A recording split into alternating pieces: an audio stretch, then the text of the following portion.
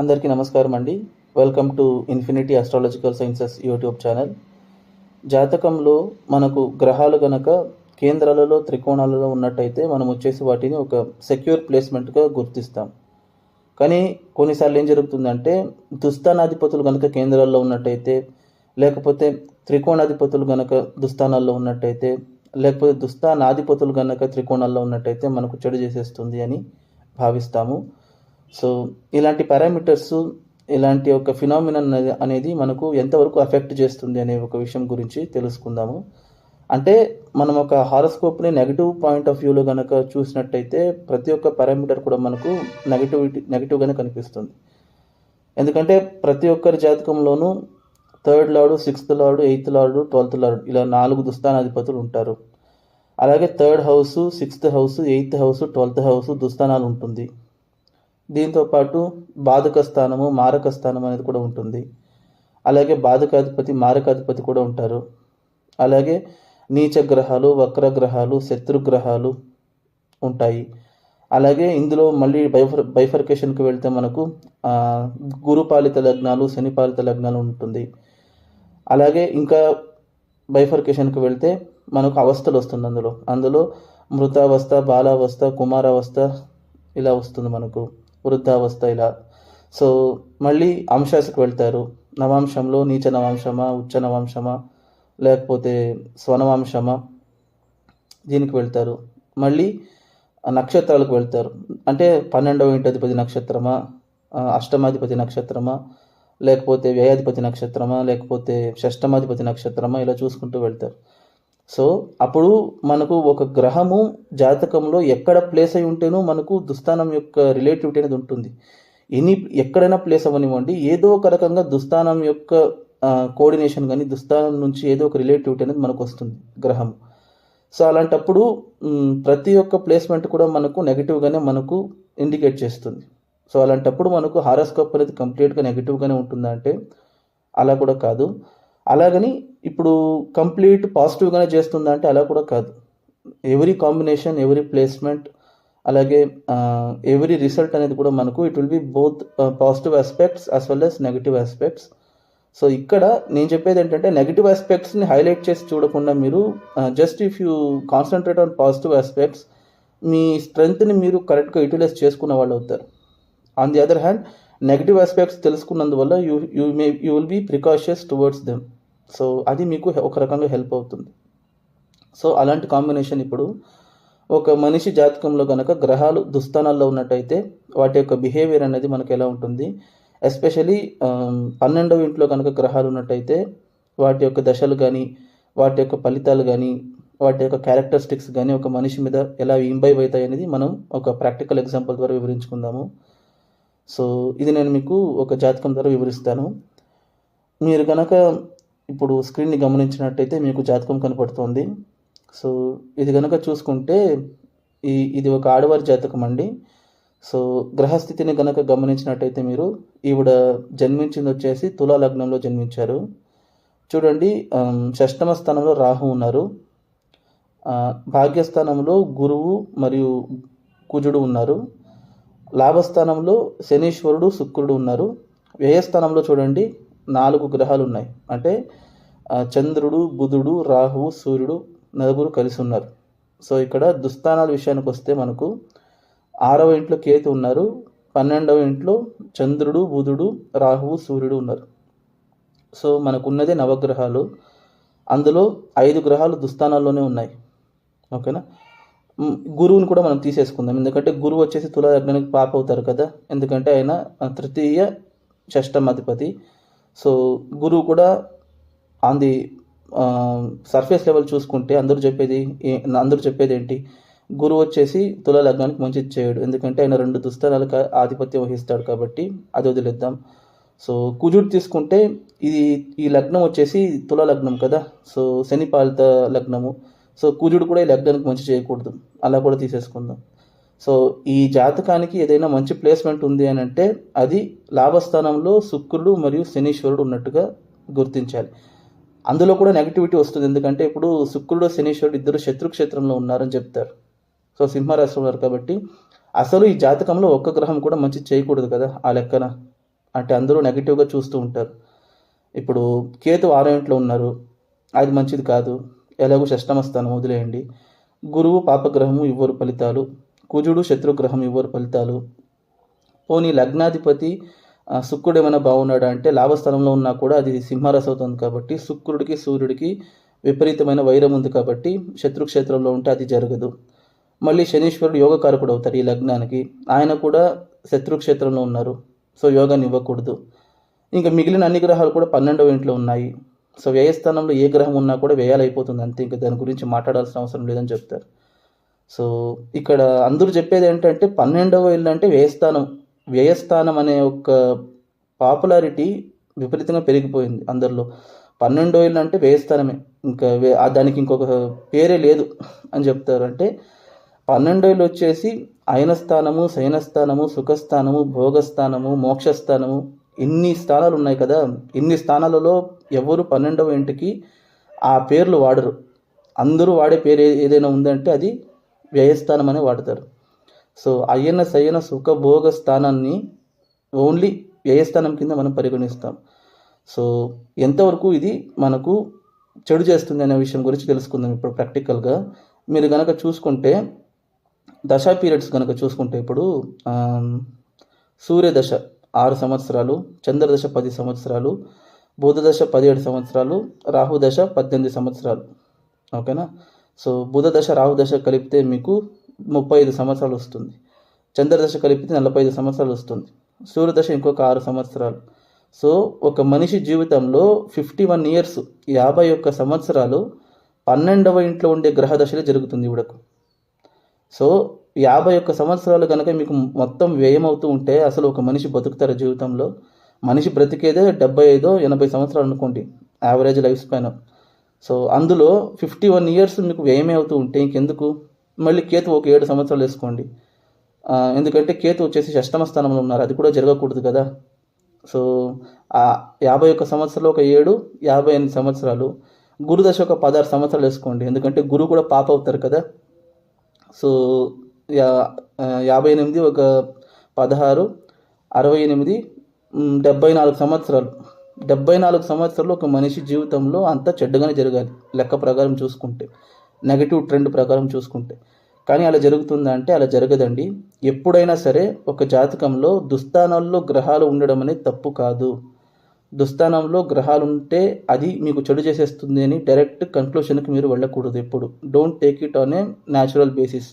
అందరూ ఏం చేస్తారు అనంటే శాస్త్రంలో మనకు ఏదైతే వర్ణించినట్టుగా ఉంటుందో దాన్ని డైరెక్ట్గా అలాగే తీసుకుని అప్లై చేసుకుంటారు. అంటే ఇప్పుడు ఫర్ ఎగ్జాంపుల్ లగ్నంలో కనుక కుజుడు ఉంటే ఒక మనిషి కోపంగా ఉంటారు, ఒక మనిషి ఇంపల్సివ్గా ఉంటారు, ఒక మనిషి శారీరకంగా దృఢంగా ఉంటారు, చాలా విపరీతమైనటువంటి పోరాట స్ఫూర్తి ఉంటుంది అని చెప్తారు. ఇది జనరల్ ప్రిడిక్షన్ లగ్నంలో కుజుడు ఉంటే. కానీ రియల్గా అందరికీ ఇది ప్రాక్టికల్గా అప్లై అవుతుందా అంటే అసలు అప్లై కాదండి. లగ్నంలో కుజుడు ఉండి చాలా సాఫ్ట్ నేచర్డ్, చాలా ఎమోషనల్, చాలా సెన్సిటివ్ పీపుల్ అంతా ఉన్నారు. అంటే జనరల్ డిక్టమ్ అనేది మీరు డైరెక్ట్గా తీసుకుని అప్లై చేస్తే ఎప్పుడు మీకు వచ్చేసి రిజల్ట్ అనేది దాని ప్రకారంగా ఉండదు.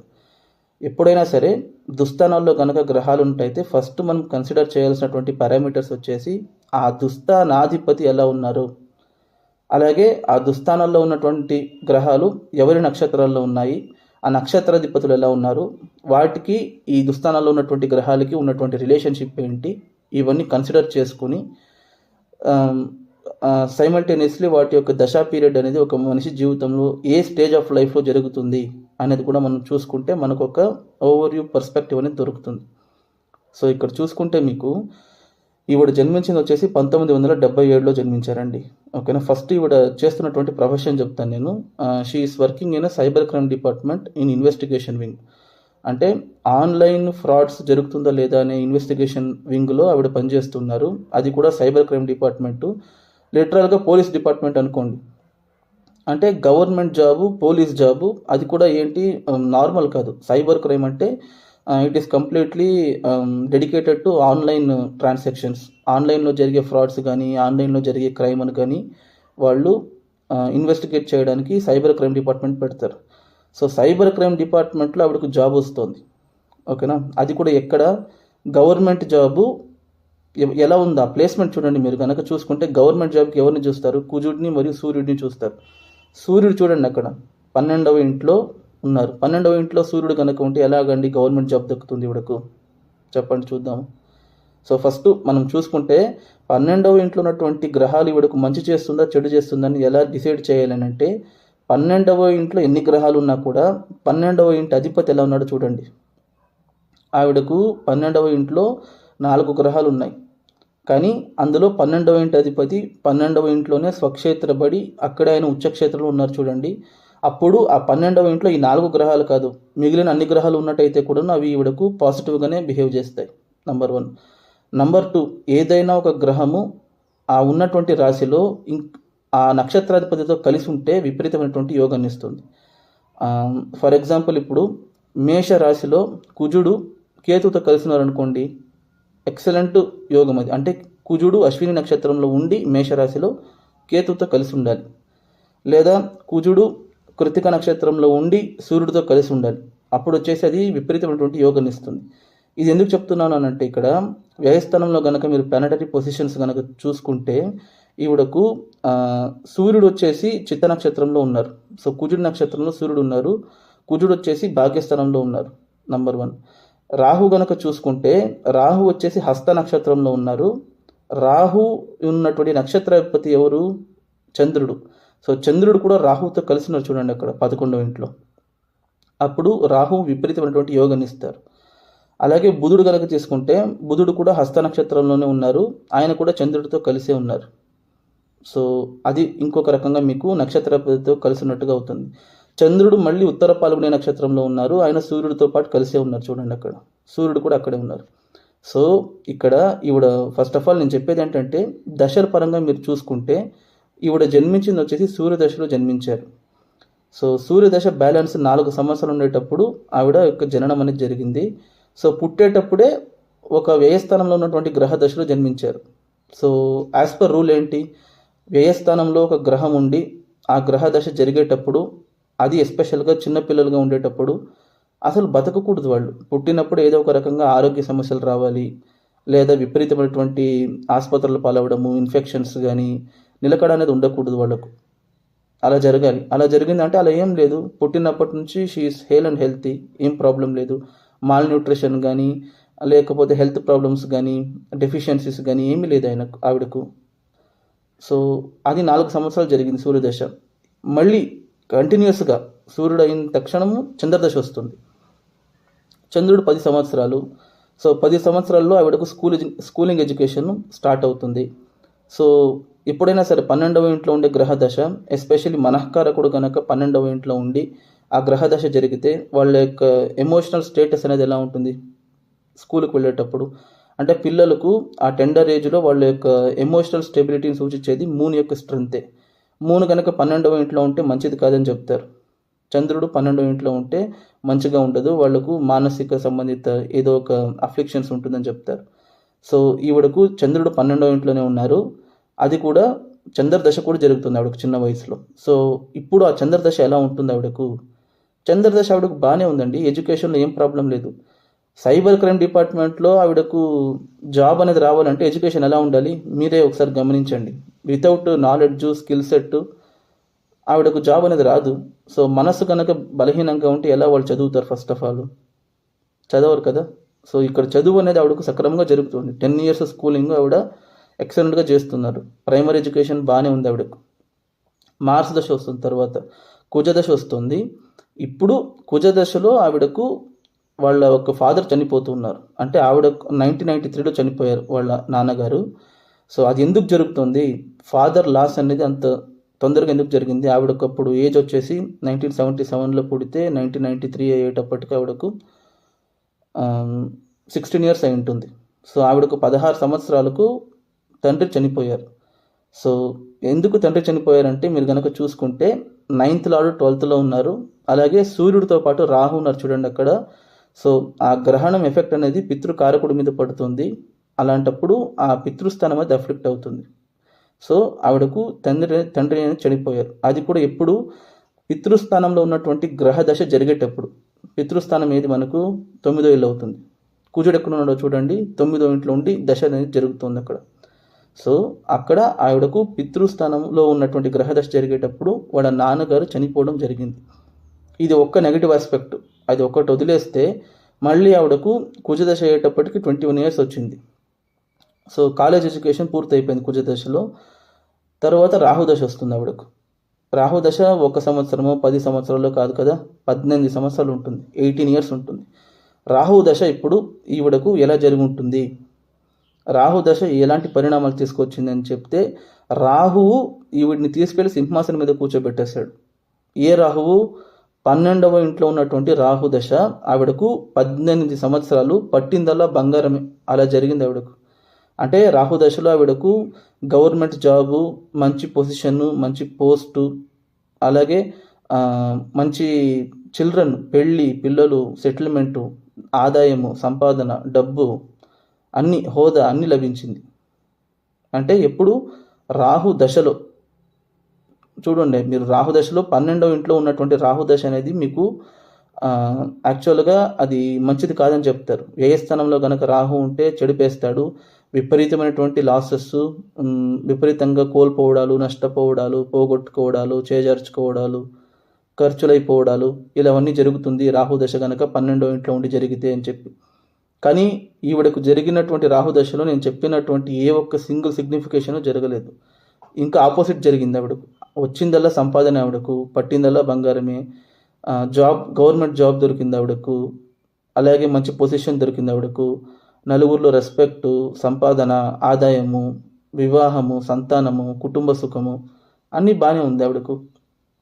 ఎందుకు రాహు ఎందుకు మంచిది చేశారు అని అంటే సేమ్ కాన్సెప్ట్. రాహు 12వ ఇంట్లో ఉన్నా కూడా 12వ ఇంటి అధిపతి ఎలా ఉన్నారు అక్కడ? బలంగా ఉచ్చక్షేత్రంలో, స్వక్షేత్రంలో రాహుతో పాటు కలిసి ఉన్నారు. చూడండి అక్కడ. నంబర్ 1. రాహున నక్షత్రాధిపతి ఎలా ఉన్నారు? రాహు ఉన్నది కూడా హస్త నక్షత్రంలో ఉన్నారు.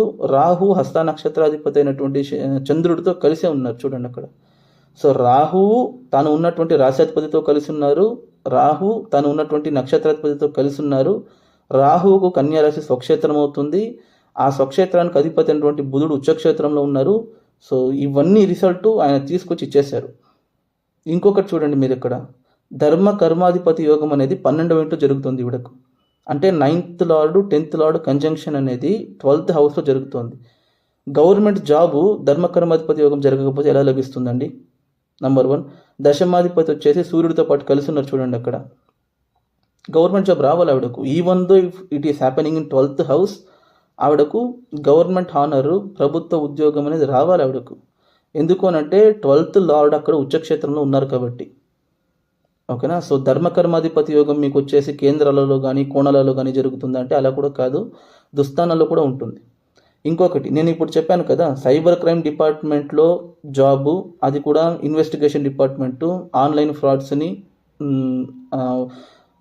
ఇన్వెస్టిగేట్ చేసే డిపార్ట్మెంట్. అంటే వాళ్ళకు బుద్ధి అనేది ఎలా ఉండాలి, క్రిమినల్స్ ఎలా ఆలోచిస్తారో అలాగే వాళ్ళు కూడా ఆలోచించాలి. సో హ్యాకింగ్ చేయాలి, ఎథికల్ హ్యాకింగ్ చేయాలంటే మీకు ఎలా ఉండాలి, ప్రోగ్రామింగ్ మైండ్ సెట్ ఉండాలి, మీకు కోడింగ్ నాలెడ్జ్ బలంగా ఉండాలి, కంప్యూటింగ్ స్కిల్స్ అనేది ఎక్సలెంట్గా ఉండాలి మీకు. చూడండి అక్కడ రాహు బుధుడు యొక్క కంజంక్షన్ అనేది కంప్యూటింగ్ స్కిల్స్ని ఇస్తుందండి, మంచి ప్రోగ్రామింగ్ స్కిల్స్ని ఇస్తుంది. అలాగే ఒక డేటా ఇన్ఫర్మేషన్ కలెక్షన్ కానీ, డేటా మ్యానిపులేషన్ చేయడం కానీ, ఇలాంటి వాటికి మీకు you should necessarily need this type of combination.